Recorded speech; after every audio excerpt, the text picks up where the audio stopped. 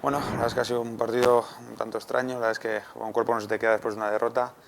Creo que el equipo nos ha merecido perder, pero bueno, al final en estas eliminatorias ya contra los equipos se queda que son grandes equipos. Cualquier fallo, cualquier error pues te cuesta mucho y bueno, en este caso pues ha sido un partido que lo hemos encarado bien, pero bueno, al final ellos han tenido la pizca de suerte que en otros momentos igual lo hubiéramos tenido nosotros. Se nos queda mal el cuerpo, pero bueno, que no nos den por muertos, que muchas veces hemos hecho cosas más difíciles. Bueno, yo creo que el equipo ha estado bien, creo que hemos estado controlando la velocidad de Gameiro, creo que en ese aspecto hemos estado muy bien, pero bueno, el gol ha sido cercano al gol nuestro y creo que eso nos ha matado un poco y bueno, el equipo ha intentado remontar y ya con el 2-1, pues, con el 1-2 ya nos ha costado mucho. Pero bueno, como te digo, yo creo que ya el partido ya está pasado, hay que dar la vuelta en lo que han sido los errores. La semana que viene quedan 90 minutos y lo que he dicho, que no nos den por muertos porque las cosas no son así.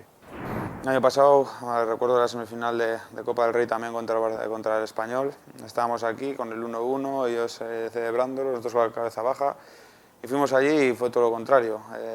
Nosotros salimos concienciados, creo que el equipo la semana que viene sabe que es muy complicado, pero bueno, hay veces que cuando uno no tiene nada que perder se hace más fuerte. En Barcelona este año lo hemos demostrado que nos pusimos por delante con un 0-1 y jugando bien y apretando bien.